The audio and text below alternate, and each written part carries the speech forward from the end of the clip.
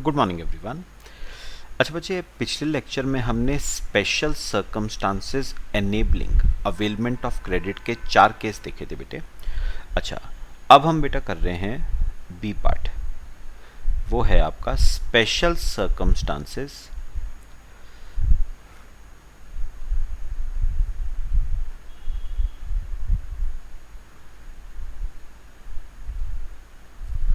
For reversal of credit. बेटा opposite चलेगा, reverse case चलेगा, for reversal of credit.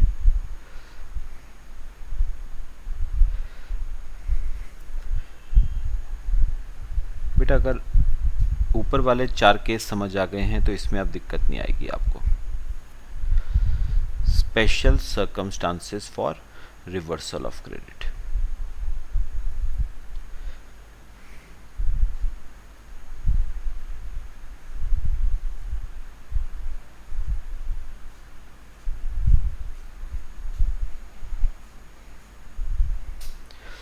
Heading लिखो, special circumstances for reversal of credit.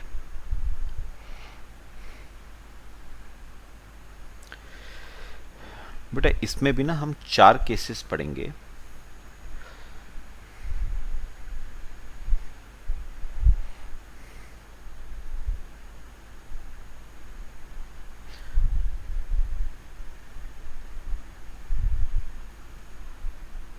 चार case पढ़ेंगे बेटा। पहला है स्विचिंग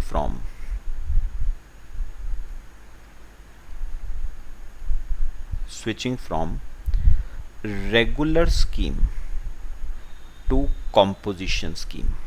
अब रिवर्स है बेटा। ऊपर हमने पढ़ा था कॉम्पोजिशन स्कीम से आप एग्जिट लिया है आपने रेगुलर स्कीम में। अब है आप रेगुलर स्कीम से स्विच कर रहे हो कॉम्पोजिशन स्कीम पे, ठीक है।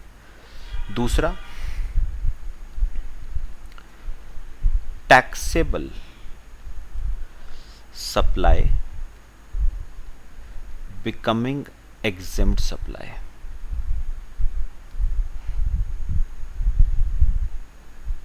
ऊपर हमने पढ़ा था एग्जेम्प्ट सप्लाई टैक्सेबल बन गई, अब हम बात कर रहे हैं टैक्सेबल सप्लाई एग्जेम्प्ट बन गई।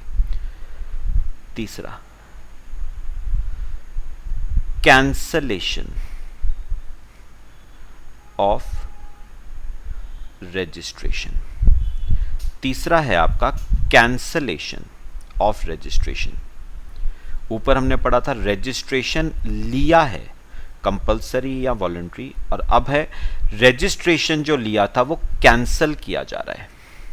और फोर्थ आता है बेटा supply of capital goods. Fourth आता है supply of capital goods. Copy कर लो बच्चे। बेटा इसमें आपको ना मैं ये दोनों एक साथ कराऊंगा। अब पहले दोनों, बाकी थर्ड और फोर्थ हम अलग पढ़ेंगे बेटा। पहले दोनों एक जैसे हैं तो एक साथ पढ़ेंगे।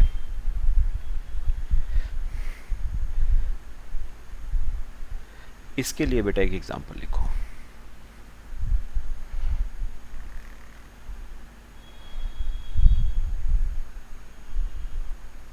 बहुत सिंपल सी बात है बेटा, समझनी है बस। 1 अप्रैल 19,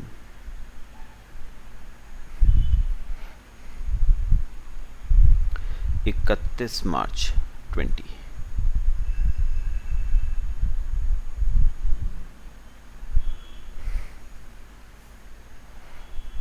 ध्यान से बेटा मेरी बात सुननी है। ऑपोजिट केस है बेटा, ऑपोजिट केस है।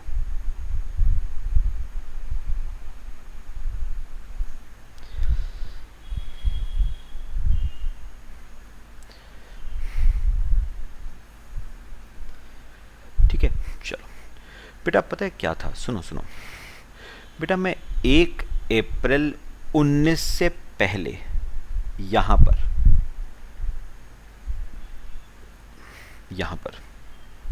मैं रजिस्टर्ड था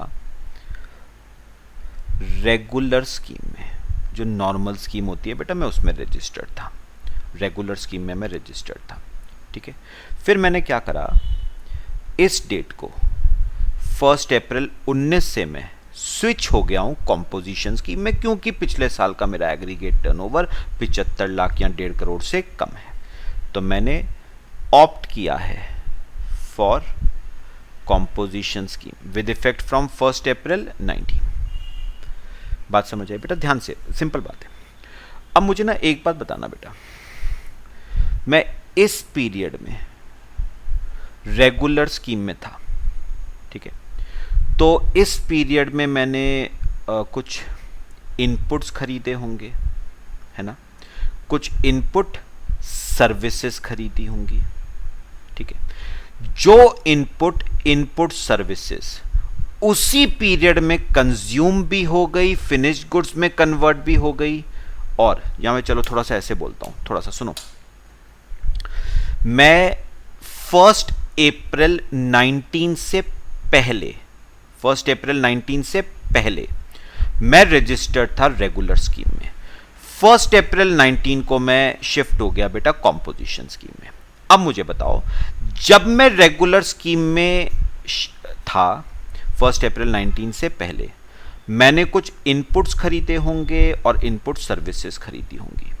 मुझे एक बात बताओ बेटा, खरीदते ही बेटा मैंने उन इनपुट और इनपुट सर्विसेज का क्या ले लिया होगा, क्रेडिट ले लिया होगा। मैंने उन इनपुट और इनपुट सर्विसेज का क्या ले लिया होगा, क्रेडिट। क्यों? क्योंकि बेटा मैं रेगुलर स्कीम में रजिस्टर्ड था, I was a registered person, और क्योंकि मैं रजिस्टर्ड पर्सन था, I was eligible to claim ITC. तो मैंने उसी वक्त सारे इनपुट्स का, सारी इनपुट सर्विसेज का मैंने क्या ले लिया होगा, क्रेडिट। पक्का? अब उन्होंने क्या कहा, अब उन्होंने कहा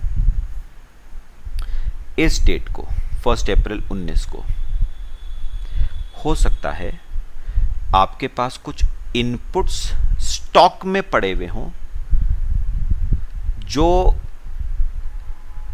1 अप्रैल 19 से पहले कंज्यूम, खरीद तो लिया आपने, क्रेडिट भी ले लिया, लेकिन कंज्यूम नहीं हुए, तो वो स्टॉक ऑफ रॉ मटेरियल में पड़े होंगे। या फिर खरीद भी लिए, क्रेडिट भी ले लिया आपने, कंज्यूम भी हो गए, लेकिन फिनिश गुड्स में कन्वर्ट नहीं हुए, तो वो पड़े होंगे as stock of work in progress.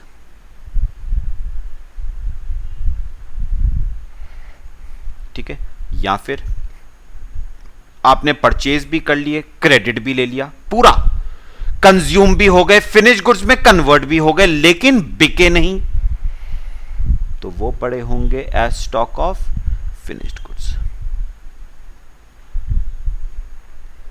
तो बेटा गवर्नमेंट ने कहा ये जो आपके पास स्टॉक ऑफ रॉ मटेरियल पड़ा है, stock of work in progress पड़ा है, स्टॉक ऑफ फिनिश गुड्स पड़ा है, इनका क्रेडिट आप ऑलरेडी ले चुके थे उसी वक्त जब आपने ये खरीदे थे। क्यों? क्योंकि उस वक्त आप रेगुलर स्कीम में रजिस्टर्ड थे and you were eligible to claim ITC.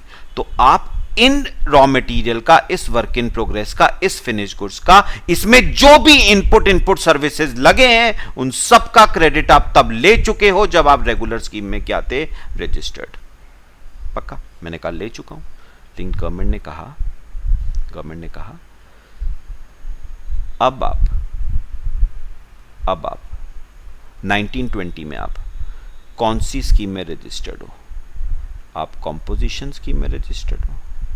भाई 19-20 के लिए आप कौन सी स्कीम में रजिस्टर्ड हो बेटा? आप कॉम्पोजिशन स्कीम में रजिस्टर्ड हो। और जो कॉम्पोजिशन स्कीम वाला पर्सन है, he is ineligible to take input tax credit. मतलब इन तीनों पे मैं इनपुट टैक्स क्रेडिट ऑलरेडी ले चुका था जब मैं रेगुलर स्कीम में रजिस्टर्ड था। ठीक है, लेकिन इन पे इनपुट टैक्स क्रेडिट बनता नहीं है मेरा, क्योंकि अब मैं किस में रजिस्टर्ड हूं? कॉम्पोजिशन स्कीम में। तो गवर्नमेंट कह रही है जितने भी इनपुट सर्विसेज स्टॉक में पड़े हैं ना, एज ऑन 1 अप्रैल 19, उनका input tax credit will be reversed. आपको वो इनपुट टैक्स क्रेडिट रिवर्स करना पड़ेगा। बात भी समझ आती है ना बेटा? अब रिवर्स चल रहा है। अभी तक क्या था बेटा? अभी तक क्या था?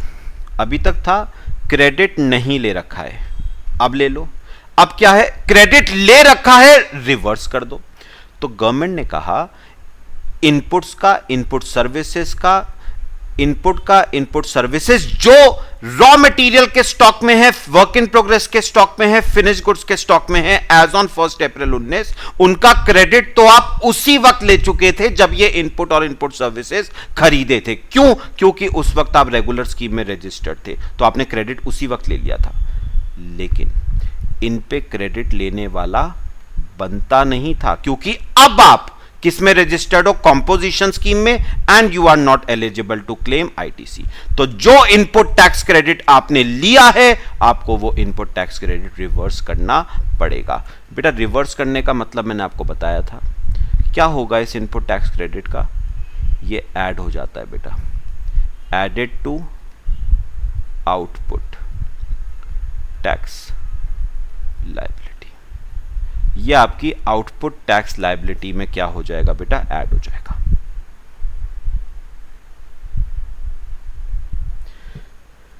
ये आपकी आउटपुट टैक्स लायबिलिटी में क्या हो जाएगा? ऐड हो जाएगा बेटा। सब बताओ, बात समझ आई बेटे? तो अब रिवर्स चल रहा है, ठीक है? क्रेडिट ले चुके हो लेकिन नहीं लेना चाहिए था, तो अब रिवर्स कर दो। अब सुनो सुनो, इनपुट्स की बात हो गई, इनपुट सर्विसेज की बात हो गई, बात करते हैं कैपिटल गुड्स की। ये देखो बेटा, बेटा हो सकता है जब आप रेगुलर स्कीम में रजिस्टर्ड थे, हो सकता है आपने कुछ कैपिटल गुड्स खरीदे हों। बेटा क्योंकि आप रेगुलर स्कीम में रजिस्टर्ड थे, तो आपने कैपिटल गुड्स का इनपुट टैक्स क्रेडिट उसी वक्त ले लिया होगा जब आपने ये कैपिटल गुड्स क्या करे थे? परचेज करे थे, because you were a registered person, regular scheme में रजिस्टर्ड थे, and you were eligible to claim ITC. लेकिन बेटा अब तो आप किस में हो? बताओ, अब तो आप किस में हो? कॉम्पोजिशन स्कीम में हो। अब तो आप कॉम्पोजिशन स्कीम में हो ना, तो बेटा कुछ ना कुछ आईटीसी रिवर्स तो होगा।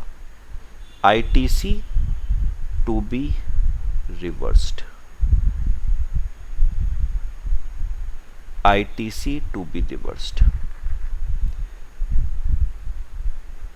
बेटा वही सिस्टम चलेगा। कितना रिवर्स होगा? जितना इनपुट टैक्स क्रेडिट बनता था माइनस कितना करोगे? 5% पर क्वार्टर और पार्ट देयर ऑफ। तो बेटा जितने मंथ्स, या मैं बोलूं जितने क्वार्टर्स आपने कैपिटल गुड्स को रेगुलर स्कीम के लिए यूज करा, उतना एट्रीब्यूटेबल तो आपको माइनस करना पड़ेगा ना, क्योंकि वो क्रेडिट तो बनता ही है आपका, because you have used it for regular scheme. तो जितना प्रपोर्शनेट आईटीसी रेगुलर स्कीम का बनता है, वो तो रिवर्स नहीं हो सकता बेटा, वो तो बनता है आपका। हां, बचा हुआ आप क्या कर सकते हो? माइनस कर सकते हो, बचा हुआ आप क्लेम कर सकते हो। तो मुझे एक बात बताओ, सपोज मैंने इन कैपिटल गुड्स को 5 महीने रेगुलर स्कीम में यूज किया। कितने महीने? 5 महीने। तो मुझे एक बात बताओ, 5 महीने को क्वार्टर्स में कितना गिनोगे? 2 क्वार्टर है ना। एक क्वार्टर का कितना बनता है? 5%, तो 2 क्वार्टर का 10%। मतलब अगर 1 लाख रुपए का इनपुट टैक्स आपने दिया था कैपिटल गुड्स पे, तो 1 लाख का 10% यानी 10,000 का रिवर्स नहीं होगा, क्योंकि वो 10,000 is attributable to regular scheme, तो वो तो बनता ही है आप ना आपका, तो 10,000 रिवर्स नहीं होगा। हां, बचा कितना? 90,000। वो क्या हो जाएगा बेटा? वो रिवर्स हो जाएगा। तो अगर आपने इन कैपिटल गुड्स पे इनपुट टैक्स 1 लाख रुपए का पे करा ना, तो 1 लाख में से एक क्वार्टर का 5% है, तो सपोज 2 क्वार्टर आपने यूज किया, तो 10% का रिवर्स नहीं होगा, because 10% is attributable to regular scheme, वो बनता है, वो रिवर्स नहीं होगा। बचा हुआ कितना हो गया? ये 90,000। वो बेटा आप क्या कर सकते हो? रिवर्स कर सकते हो।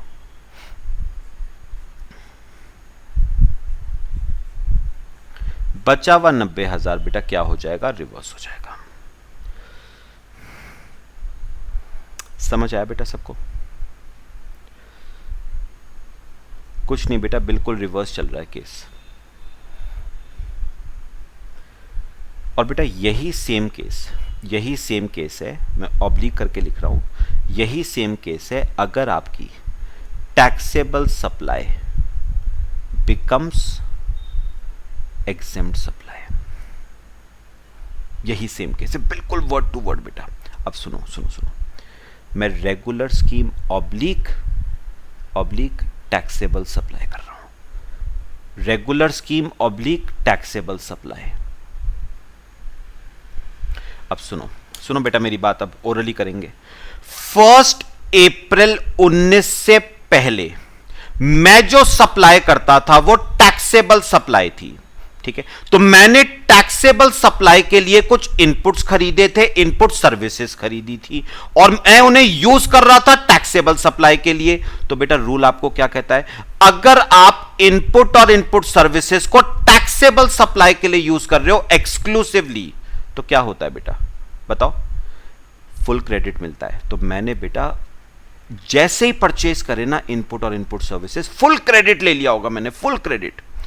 लेकिन बेटा प्रॉब्लम क्या हुई, 1 अप्रैल 19 से टैक्सेबल सप्लाई बन गई एग्जेम्प्ट। तो उन्होंने कहा जो इनपुट और इनपुट सर्विसेज आपके पास स्टॉक में पड़े हैं विद इफेक्ट फ्रॉम 1 अप्रैल 19, अब चाहे रॉ मटेरियल के स्टॉक में पड़े हो, वर्क इन प्रोग्रेस के स्टॉक में पड़े हो, फिनिश गुड्स के स्टॉक में पड़े हो, जितने इनपुट्स इनपुट सर्विसेज स्टॉक में पड़े हैं एज ऑन 1 अप्रैल 19, उतना आईटीसी प्रपोर्शनेटली क्या कर दिया जाएगा, रिवर्स कर दिया जाएगा। मतलब आपकी आउटपुट टैक्स लायबिलिटी में ऐड हो जाएगा। क्यों?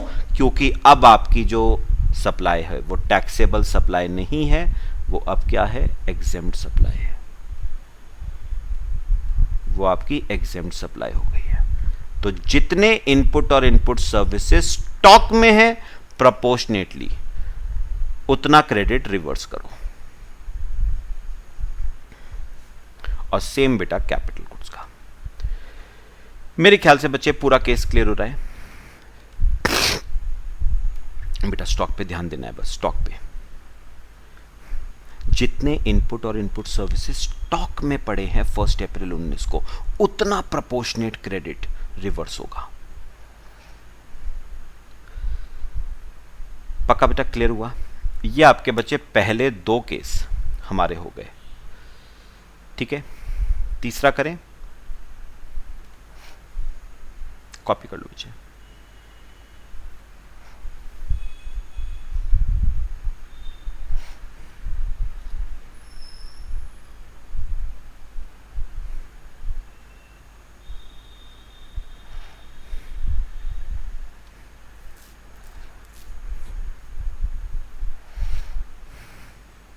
चलें आगे।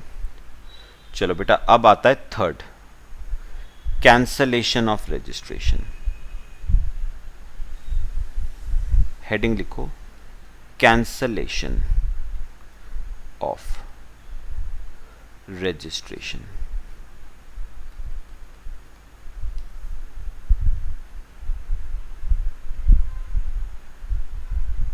हेडिंग लिख लो बेटा, कैंसलेशन ऑफ रजिस्ट्रेशन। लो बेटा कॉपी करो, फिर मैं आपको इसका भी बेटा एक एग्जाम्पल बना के बताता हूं। देखो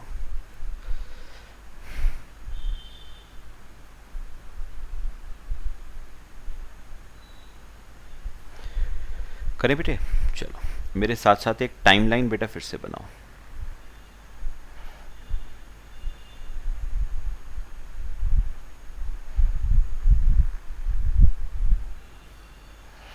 अब सुनो बेटा ध्यान से जरा, 1 अप्रैल 19 और 31 मार्च 20। बेटा हुआ क्या, मैं जीएसटी में बेटा रजिस्टर्ड था। मैंने अपना क्या ले रखा था बेटा, रजिस्ट्रेशन मैंने जीएसटी में ले रखा था। 1 अप्रैल 19 से मैं रजिस्टर्ड था बेटा। अब हुआ क्या बेटे, 1 नवंबर को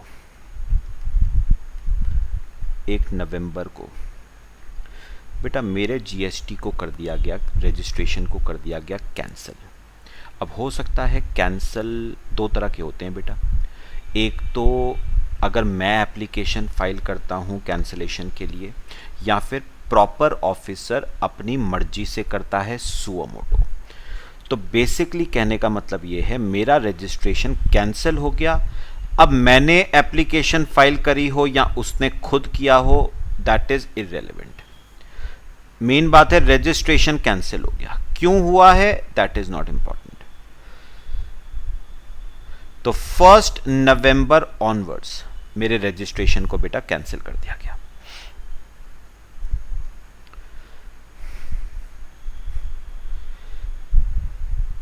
ठीक है बेटा, मेरे रजिस्ट्रेशन को कैंसिल कर दिया गया।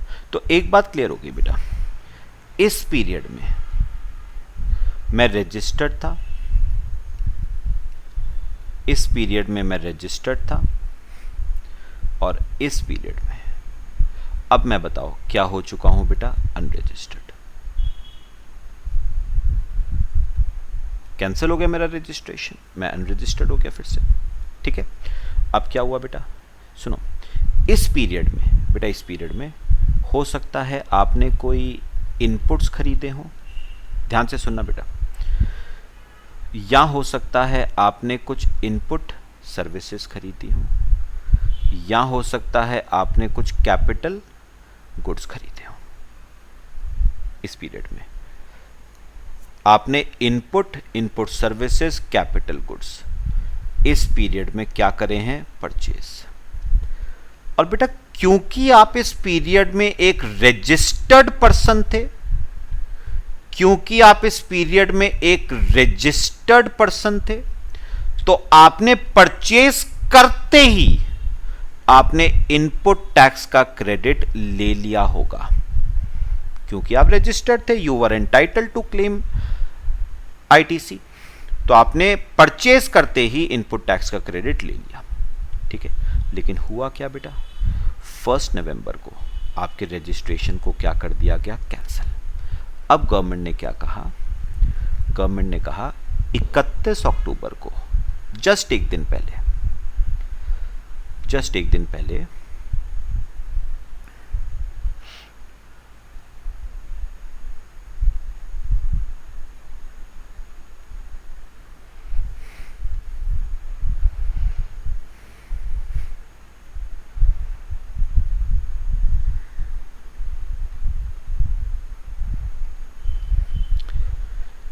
सुनो, अब बेटा गवर्नमेंट ने क्या कहा, जस्ट एक दिन पहले हो सकता है आपके पास इनपुट्स पड़े हों as stock of raw material, या फिर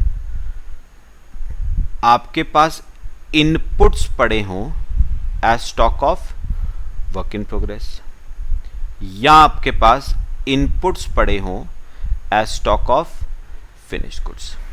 ठीक है, और क्या पड़े हैं बेटा, और कैपिटल गुड्स पड़े हैं। बात समझ आई? ठीक है, तो बेटा अब यहां पर क्या आता है, ध्यान से सुनना, जो मैं कहूंगा थोड़ा सा बेटा डिफरेंट है। अब यहां पर उन्होंने क्या कहा, उन्होंने कहा जो इनपुट्स आपके पास as stock of raw material पड़े हैं, जो इनपुट्स आपके पास as stock of work in progress पड़े हैं, जो इनपुट्स आपके पास as stock of finish goods पड़े हैं, या कैपिटल गुड्स जो पड़े हैं, उनका इनपुट टैक्स क्रेडिट हमें क्या करना पड़ेगा, रिवर्स। क्यों? क्योंकि अब आप रजिस्टर्ड नहीं रहे, अब आप क्या बन चुके हो, अनरजिस्टर्ड। तो आईटीसी टू बी रिवर्स्ड, जितने स्टॉक में उसका प्रोपोर्शनेट आईटीसी आपको रिवर्स करना पड़ेगा। अच्छा, रही बात कैपिटल गुड्स की, तो उनका भी आईटीसी रिवर्स होगा, आईटीसी टू बी रिवर्स्ड। लेकिन कितना होता है आपको अच्छी तरह पता है बेटा,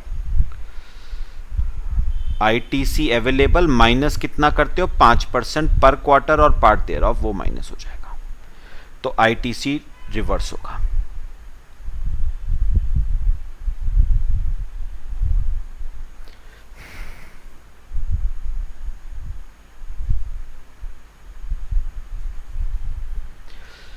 क्लियर हुआ बेटा?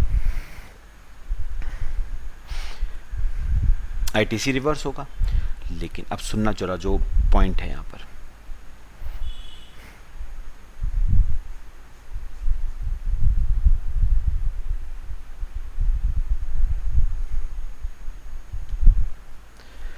कॉपी कर लो बच्चे,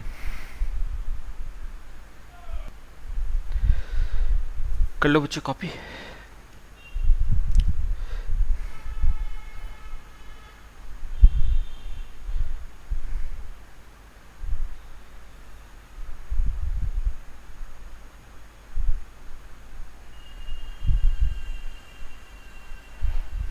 बेटा अब उन्होंने यहां पर पता है क्या कहा, एक अजम्पशन, छोटी सी उन्होंने अजम्पशन ली है कि अगर अगर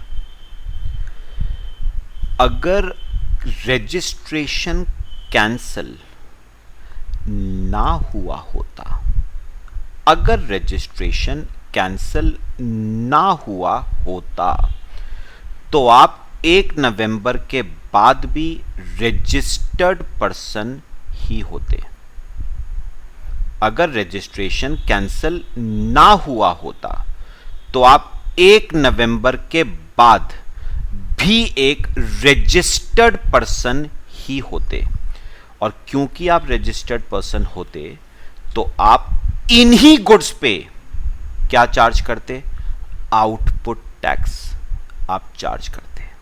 नहीं चार्ज करते बेटा, जब ये सामान मार्केट में बेचते तो क्या लेते, आउटपुट टैक्स लेते। तो गवर्नमेंट ने एक अजम्पशन लिया बेटा, अगर आपका रजिस्ट्रेशन कैंसिल ना हुआ होता तो आप 1 नवंबर के बाद भी एक रजिस्टर्ड पर्सन ही होते, और क्योंकि आप एक रजिस्टर्ड पर्सन होते तो आप क्या चार्ज करते, आउटपुट टैक्स आप चार्ज करते। तो बेटा उन्होंने पता है यहां पर क्या कहा, उन्होंने कहा ITC टू बी रिवर्स्ड। कितना ITC रिवर्स होगा, मैं आपको ना यहां पर बेटा लिख के बताता हूं, इसे A लिखना, ITC to be reversed A। ITC कितना रिवर्स होगा, A जो नॉर्मली आप निकालते हो, और अब बेटा गवर्नमेंट ने एक अजम्पशन क्या ली है, अगर आपका रजिस्ट्रेशन कैंसिल ना हुआ होता तो आप इन गुड्स को मार्केट में बेचते और क्या लेते, आउटपुट टैक्स आप लेते। पक्का आउटपुट टैक्स लेते तो आप कस्टमर से टैक्स चार्ज करते। तो ए और output tax payable on such goods, बेटा एक अजम्पशन है ये, ऑन सच गुड्स, दोनों में से whichever is higher reverse होगा बेटा, विच एवर इज हायर।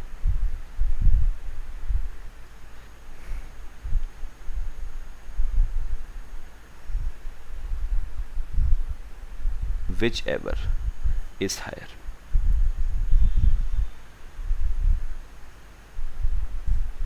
तो बेटा सुनो मैं जो कहूंगा सुनना मेरी बात। बेटा उन्होंने पता क्या कहा, देखो बात समझना, उन्होंने कहा कि जो ITC रिवर्स होना है ना, ये तो आपने निकाल लिया बेटा, ये तो नॉर्मल रूल के हिसाब से निकाला है, ITC टू बी रिवर्स्ड। ये तो जो नॉर्मल अभी तक हम करते आ रहे थे, जितना स्टॉक में होगा उतना प्रोपोर्शनेट रिवर्स हो जाएगा। फिर उन्होंने कहा कि नहीं, उतना रिवर्स नहीं होगा। उन्होंने कहा कि भैया देखो, तुम्हारा रजिस्ट्रेशन क्या हो गया, कैंसिल।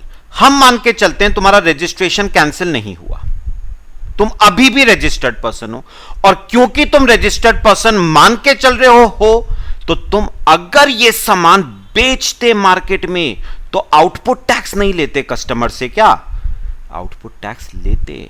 तो हमारा नुकसान बेटा, जितना ITC आप ले चुके हो ना इन पे, हमारा उतना नुकसान नहीं हुआ है, उतना रिवर्स नहीं होगा। इनफैक्ट हमारा नुकसान कितना हुआ है, जितना इन पे प्रोपोर्शनेट इनपुट टैक्स क्रेडिट आपने ले लिया है जो बनता है, और आउटपुट टैक्स जो आप लेते अगर आप कैंसल ना करवाते अपने रजिस्ट्रेशन को, दोनों में से जो भी हायर है। तो बेटा एक बात सोच के देखो ना, एक बात सोच के देखो, मैंने 20,000 के इनपुट्स खरीदे। ध्यान से सुनना बेटा, मतलब कॉम्प्लिकेटेड नहीं है बट थोड़ा सा समझना। मैंने 20,000 रुपए के इनपुट्स खरीदे जिस पे मैंने इनपुट टैक्स दिया 18%। तो 20,000 पे 18% मतलब 3600 का मैंने क्या दिया, इनपुट टैक्स। अब प्रॉब्लम क्या हुई, मैंने क्योंकि मैं रजिस्टर्ड था, मैंने इस पूरे 3600 रुपए का बेटा क्या ले लिया, क्रेडिट ले लिया। लेकिन प्रॉब्लम क्या हुई बेटा, ये इनपुट्स कंज्यूम ही नहीं हुए। तो बेटा फिर ये कहां पर पड़े हुए हैं, स्टॉक ऑफ रॉ मटेरियल। ठीक है, तो अब उन्होंने कहा आपने 3600 रुपए का क्रेडिट लिया था, 3600 रुपए का क्रेडिट लिया था, लेकिन जिन इनपुट्स पे आपने ये क्रेडिट लिया था वो कंज्यूम तो हुए ही नहीं ना 31 अक्टूबर तक। मतलब 31 अक्टूबर को वो आपके स्टॉक में पड़े हुए हैं। ठीक है, अच्छा आप किस में, अब आप रजिस्टर्ड से किस में कन्वर्ट हो गए, अनरजिस्टर्ड में। तो 3600 रुपए का क्रेडिट आपको क्या करना पड़ेगा, रिवर्स करना पड़ेगा, क्योंकि आपने ये इनपुट्स उस पीरियड में कंज्यूम नहीं करे। आपको 3600 का क्रेडिट रिवर्स करना पड़ेगा। मैंने कहा चलो 3600 लिया था, 3600 रिवर्स कर देते, बात खत्म। लेकिन बेटा गवर्नमेंट तो लालची होती जा रही है। गवर्नमेंट कह रही है हमें नुकसान 3600 रुपए का नहीं हुआ, 3600 रुपीज़ का हमें नुकसान नहीं हुआ, बल्कि हम थोड़ा सा और सोचेंगे आगे।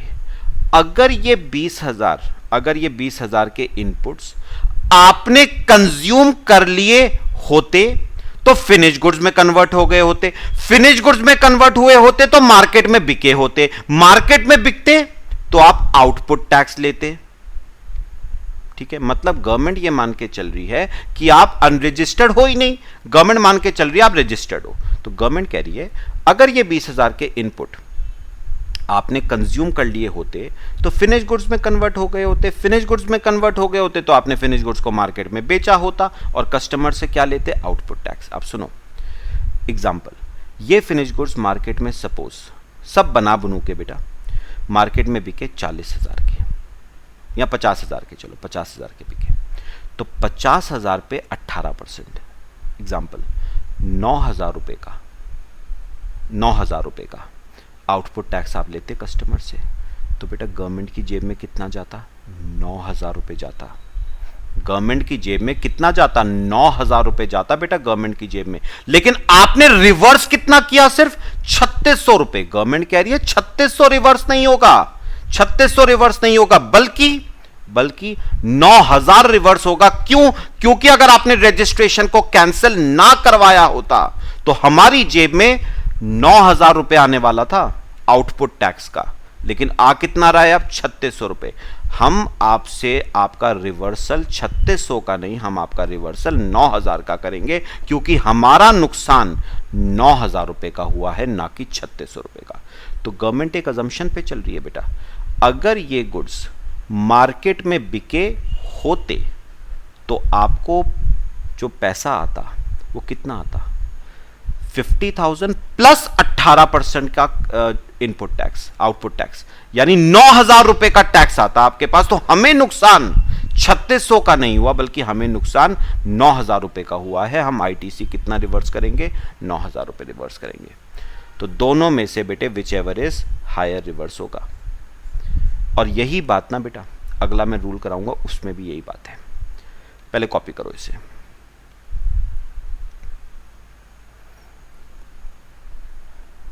और क्लियर होगा बेटा वहां से।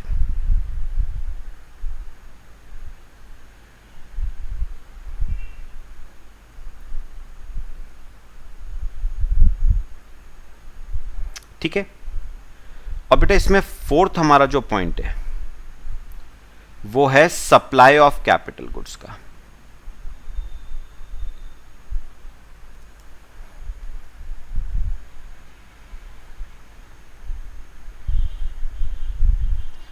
सप्लाई ऑफ कैपिटल गुड्स का, इसको भी देखना जरा। वैसे हमारा ये वाला पॉइंट ना ऊपर कवर हो गया, लेकिन मैं एक बार अलग से भी आपको करवा देता हूं। ये देखो सप्लाई ऑफ कैपिटल गुड्स, बात समझना बेटा मेरी जो मैं कहूंगा।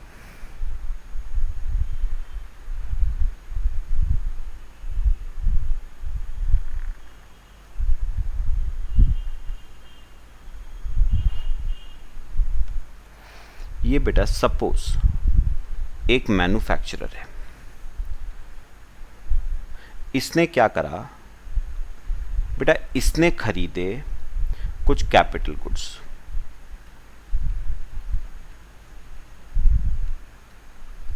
ठीक है, वैल्यू थी 1,00,000 रुपए, उस पे दिया CGST 9% का 9,000, SGST दिया 9% का 9,000, टोटल 1,18,000।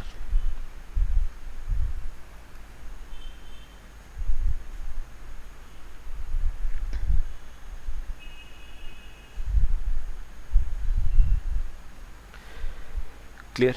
लो बेटा, आपके ये कैपिटल गुड्स आ गए फैक्ट्री में, ठीक है। अब बेटा आपने क्या करना शुरू करा, कैपिटल गुड्स को यूज करना शुरू करा इन कोर्स और फर्दरेंस ऑफ बिजनेस। आपने इन कैपिटल गुड्स को 5 मंथ्स के लिए यूज किया इन कोर्स और फर्दरेंस ऑफ बिजनेस। उसके बाद बेटा मैन्युफैक्चरर ने क्या करा, इन कैपिटल गुड्स को बेच दिया, कैपिटल गुड्स को बेच दिया, यूज करके बेच दिया, ठीक है बेटा। अब बेटा ऑब्वियस सी बात है, जितने का खरीदा था उतने के तो नहीं बिके ये, अब बिके 80,000 रुपए के। उस पे बेटा आपने CGST लिया 9% का 7,200, आपने SGST लिया 9% का 7,200, तो आ गया टोटल बेटा आपका 80,000, 7,200, 7,200, 94,400।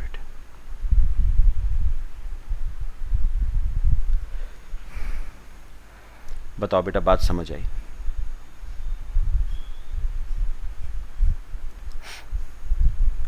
क्लियर हुआ? अब उन्होंने क्या कहा है, ध्यान से सुनना बेटा।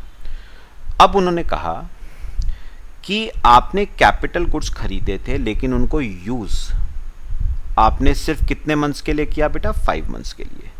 तो इसका मतलब आपका 5 मंथ्स का क्रेडिट तो खैर बनता ही है, क्योंकि आपने 5 मंथ्स यूज किया है इन कोर्स और furtherance of business.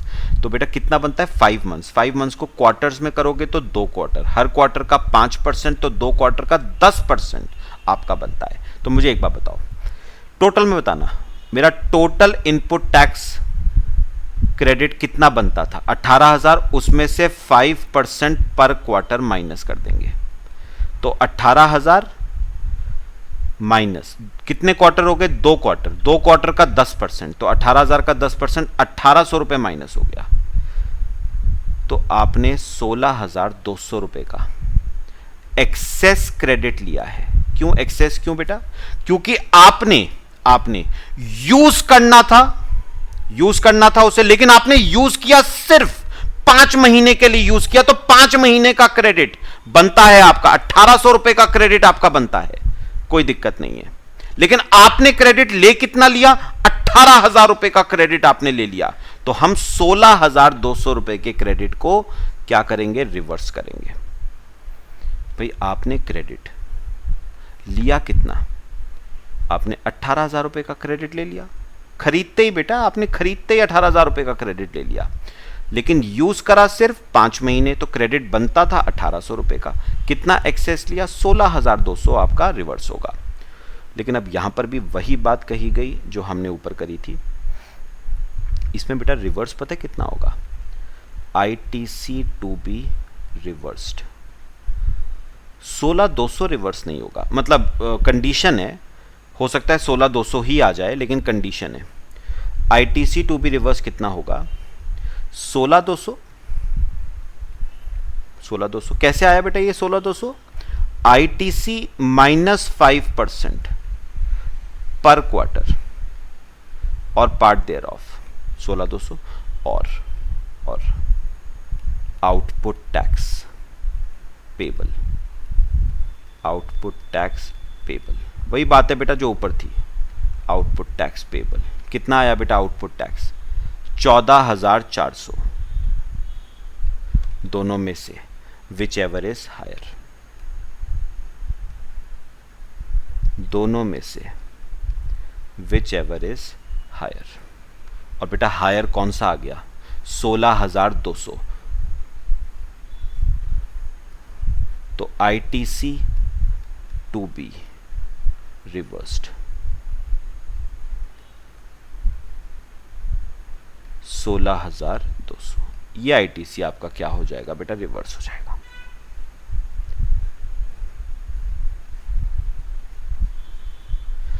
ITC to be reversed 16,200। ठीक है, कॉपी कर लो बच्चे। तो ये बेटा आपकी 4 सिचुएशंस हो गई special circumstances for reversal of credit की। फिर हम बेटा लास्ट की 2 बातों पे आते हैं बस।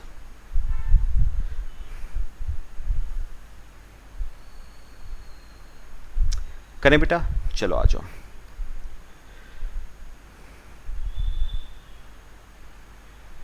देखो बेटा सिंपल सिंपल बातें हैं, सुनना मेरी बात।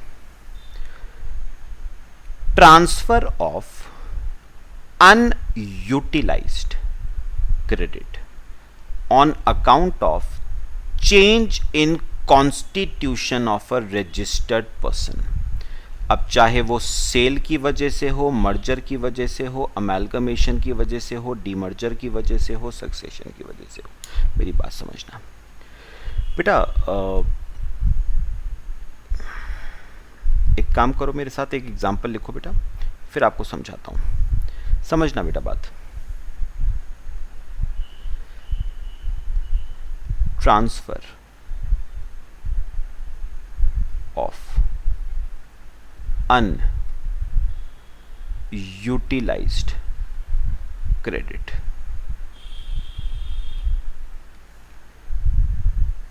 मैं एक एग्जांपल आपको देके बताता हूं। ट्रांसफर ऑफ अनयूटिलाइज्ड क्रेडिट, पहला केस। एग्जांपल लिखना बेटा, एक बहुत सिंपल है, सुनो सुनो बेटा। एक कंपनी थी ए लिमिटेड, एक कंपनी थी ए लिमिटेड। जीएसटी में बेटा इसने अपना रजिस्ट्रेशन ले रखा था। ठीक है बेटा, हुआ क्या, एक दूसरी कंपनी बी लिमिटेड ने ए लिमिटेड को टेक ओवर कर लिया बेटा। एक दूसरी कंपनी बी लिमिटेड थी, उसने ए लिमिटेड को क्या कर लिया? टेक ओवर कर लिया। चलो हो गया बेटा टेक ओवर।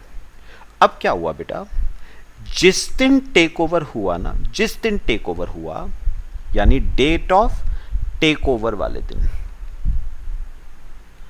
जिस दिन बी लिमिटेड ने ए लिमिटेड को टेक ओवर करा, उस दिन बेटे, उस दिन ए लिमिटेड के इलेक्ट्रॉनिक क्रेडिट लेजर में, ए लिमिटेड के इलेक्ट्रॉनिक क्रेडिट लेजर में 10,000 रुपए पड़े थे इनपुट टैक्स क्रेडिट के, जो अनयूटिलाइज्ड थे।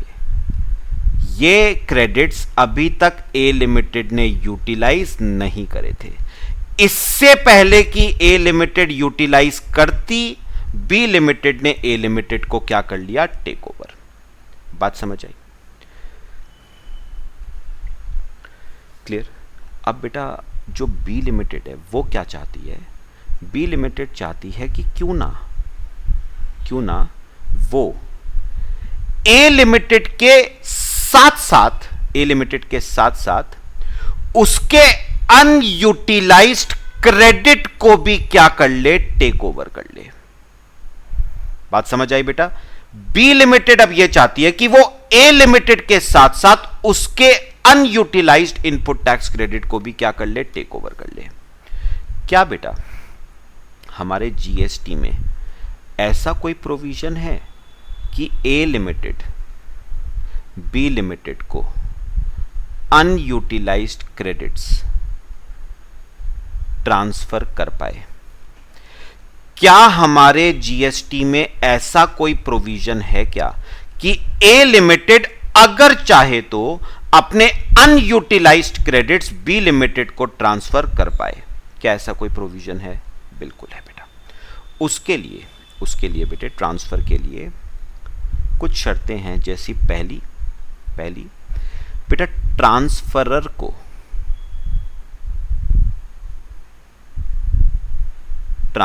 को एक फॉर्म भरना पड़ता है। बेटा ट्रांसफरर हमारे केस में कौन है? ए लिमिटेड। उसे एक फॉर्म भरना पड़ता है बेटा, फॉर्म का नाम है जीएसटी आईटीसी। आईटीसी मतलब इनपुट टैक्स क्रेडिट 02।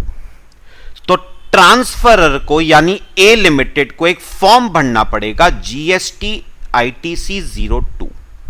अच्छा बेटा, इस फॉर्म में ना सारी डिटेल्स आपको फर्निश करनी पड़ेगी, प्लस आपको ना इस फॉर्म में बेटा एक सर्टिफिकेट लगाना पड़ेगा चार्टेड अकाउंटेंट का, या for that matter cost accountant का एक सर्टिफिकेट आपको लगाना पड़ेगा।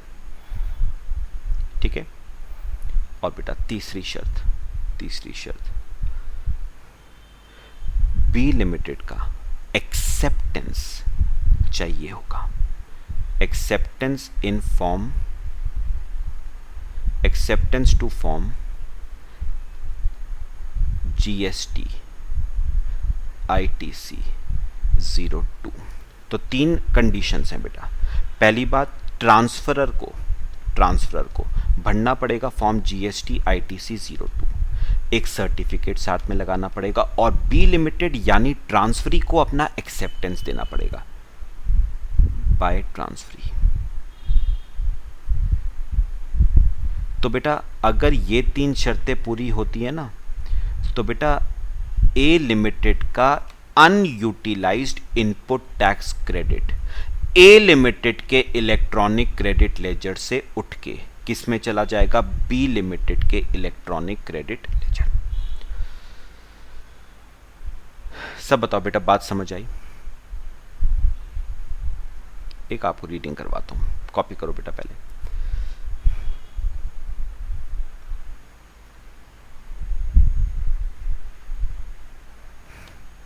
देखो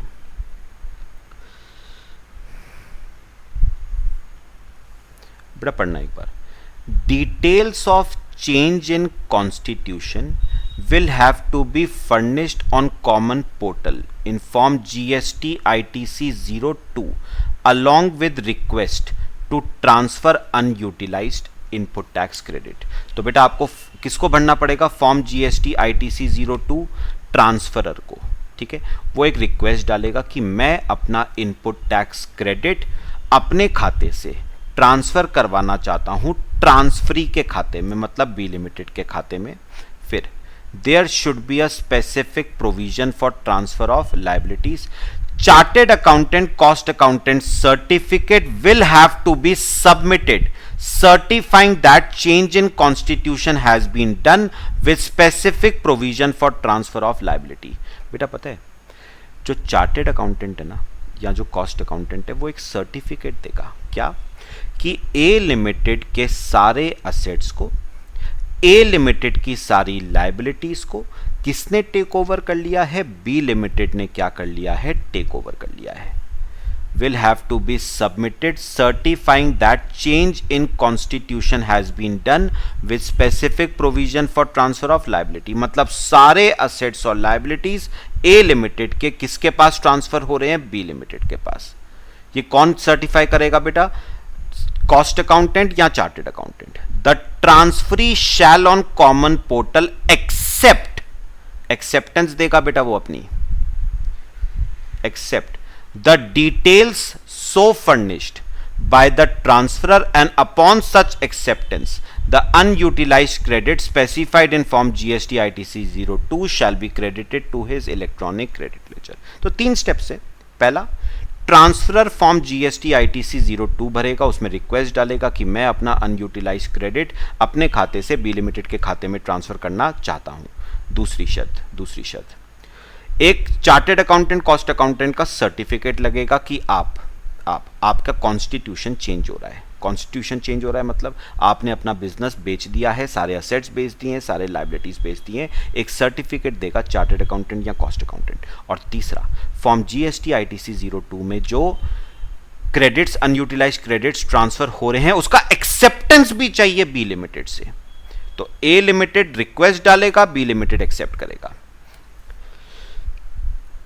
अच्छा, एक बात सुनना छोटी सी, in case of demerger the ITC shall be apportioned in ratio of value of assets of the new unit as specified in the demerger scheme।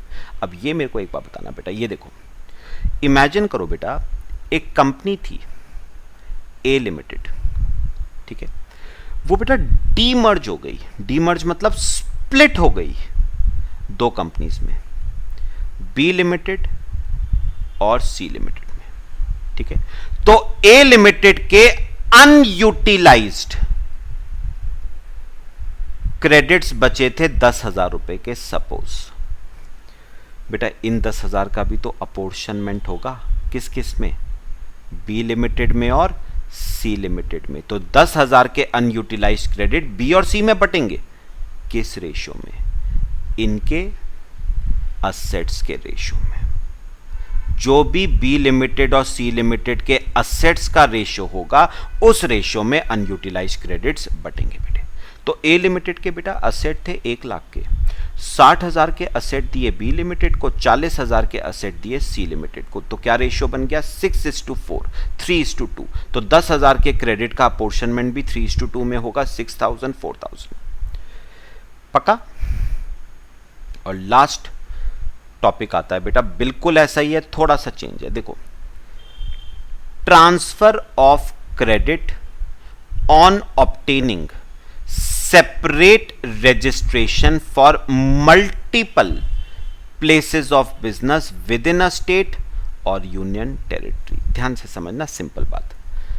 A registered person who has obtained separate registration for multiple places of business in same state। अच्छा, एक बात सुनो बेटा, अभी तक क्या था बेटा, करण गुप्ता क्लासेस पूरे उत्तराखंड में एक ही थी, देहरादून में। अब मैंने क्या करा बेटा, अपनी एक नई ब्रांच ओपन करी है मसूरी में, ठीक है, उत्तराखंड में ही है बेटा। तो वैसे तो बेटा रूल क्या है, अगर आपकी मल्टीपल प्लेसेस ऑफ बिजनेस है विद इन वन स्टेट तो आपको सेपरेट रजिस्ट्रेशन लेने की जरूरत नहीं है, लेकिन ऑप्शनल है। आप दोनों को सेपरेटली रजिस्टर करवाना चाहते हो आप करवा सकते हो। तो मैंने यही करा बेटा, मैंने मसूरी वाली जो ब्रांच थी ना उसका सेपरेट रजिस्ट्रेशन लिया, ऑल्दो कंपलसरी नहीं था, लेकिन मैंने ले लिया। तो अब समझना, देहरादून वाली जो हेड ऑफिस है और मसूरी वाली जो ब्रांच है, दोनों एक ही स्टेट में है बट सेपरेट रजिस्ट्रेशन है। तो दोनों को क्या माना जाता है, डिस्टिंक्ट पर्सन माना जाएगा, ठीक है। अब सुनो, who intends to transfer either wholly और partly the unutilized tax credit lying in his electronic credit ledger to any or all of the newly registered places of business shall furnish within a period of 30 days from obtaining such registration। पता है बेटा, अब देहरादून वाली जो मेरा establishment थी, देहरादून वाली बेटा, मेरे इलेक्ट्रॉनिक क्रेडिट लेजर में 1 लाख रुपए के इनपुट टैक्स क्रेडिट्स बचे हुए हैं, ठीक है। मैं चाहता हूं कि मैं 1 लाख क्रेडिट्स में से कुछ क्रेडिट्स मैं अपनी मसूरी वाली एस्टैब्लिशमेंट के इलेक्ट्रॉनिक क्रेडिट लेजर में क्या कर दूं, ट्रांसफर। या तो 1 लाख में से कुछ करूं पार्टली, या पूरे के पूरे करना चाहूं होली। तो क्या बेटा ऐसा पॉसिबल है कि एक एस्टैब्लिशमेंट के इलेक्ट्रॉनिक क्रेडिट लेजर से आप दूसरी एस्टैब्लिशमेंट के इलेक्ट्रॉनिक क्रेडिट लेजर में आप जो विद इन सेम स्टेट है आप उसे क्रेडिट्स ट्रांसफ़र कर पाओ। क्या ऐसा पॉसिबल है बेटा? यस। उसके लिए बेटा आपको क्या करना पड़ेगा, आपको ट्रांसफरर को बेटा ट्रांसफरर कौन है? ट्रांसफरर जो क्रेडिट्स ट्रांसफ़र करना चाहता है। देहरादून वाली एस्टैब्लिशमेंट ये क्रेडिट्स ट्रांसफ़र करना चाहती है, इसे एक फॉर्म भरना पड़ेगा GST-ITC 02A। पहले वाले केस में 02 था, अब 02A है, तो उसे एक रिक्वेस्ट डालनी पड़ेगी फॉर्म GST-ITC 02A में। सारी डिटेल्स इसमें फर्निश करनी पड़ेंगी। कितने दिनों बेटा? यहां पर टाइम लिमिट है with in a period of 30 days from obtaining such separate registrations. तो बेटा याद रखना, सेपरेट रजिस्ट्रेशन ऑब्टेन करने के 30 दिनों के अंदर अंदर आपको ये एप्लीकेशन फाइल करनी पड़ेगी for transfer of unutilised credit. ठीक है, अच्छा। Provided that ITC shall be transferred to newly registered entities in ratio of value of assets held by them at the time of registration। बेटा अब imagine करो, जैसे यहाँ पर तो मैंने सिर्फ मसूरी का केस दिया था। अच्छा, सपोज एग्जांपल लो, मैं मसूरी में एक ब्रांच ओपन करता हूँ, मैं श्रीनगर में एक ब्रांच ओपन करता हूँ, मैं चंबा में, पौड़ी में एक ब्रांच ओपन करता हूँ। तो 3-4 ब्रांचेस बेटा मैंने ओपन करी हैं और मैं चाहता हूँ मेरा 1 लाख रुपए का क्रेडिट चारों में बांट दिया जाए। तो किस रेशो में बांटा जाएगा बेटा? In ratio of value of assets held by them. तो चारों प्लेसेस ऑफ बिजनेस के जो जो वैल्यू ऑफ असेट्स होंगे उस रेशियो में मेरे क्रेडिट को बांट दिया जाएगा। फिर the newly registered person shall accept the details so furnished by the registered person. तो बेटा सेकंड बात आती है, रिक्वेस्ट कौन फाइल करेगा? ट्रांसफरर। और उस रिक्वेस्ट को एक्सेप्ट कौन करेगा? ट्रांसफरी यानी मसूरी। एक्सेप्टेंस बाय ट्रांसफरी यानी जो मसूरी वाली एस्टैब्लिशमेंट है वो उस एक्सेप्टेंस को क्या करेगी? एक्सेप्ट करेगी। और जैसे ही वो एक्सेप्ट करेगी बेटा, तो ट्रांसफरर के इलेक्ट्रॉनिक क्रेडिट लेजर से उठ के वो क्रेडिट कहां पर ट्रांसफर हो जाएगा बेटा? ट्रांसफरी के इलेक्ट्रॉनिक क्रेडिट लेजर में ट्रांसफर हो जाएगा। पक्का बताओ बेटा, क्लियर हुआ? बेटा विद इन सेम स्टेट होना चाहिए, सेपरेट स्टेट नहीं, डिफरेंट स्टेट नहीं होने चाहिए, विद इन सेम स्टेट। तो विद इन अ स्टेट और यूनियन टेरिटरी इंपॉर्टेंट है बेटा। बेटा ये याद रखना, ये इंपॉर्टेंट है इस बार के लिए। हो सकता है इस पे MCQ वगैरह कुछ आ जाए। ठीक है बेटा, तो ये बच्चे आपका GST का पूरा कोर्स बेटा फिनिश हो गया। लेकिन अभी मैं 1-2 क्लासें अभी और लूँगा आपकी। एक और क्लास में बेटा मैं थोड़े से क्वेश्चंस आपको कराऊंगा इनपुट टैक्स क्रेडिट के, और रिवर्स चार्ज में कौन कौन सी सर्विसेज फॉल करती हैं, एक हमें वो कवर करना है बेटा। अभी क्लियर हुआ बच्चे सबको? चलो बेटा, बाकी हम नेक्स्ट लेक्चर में डिस्कस करते हैं। Till then thank you.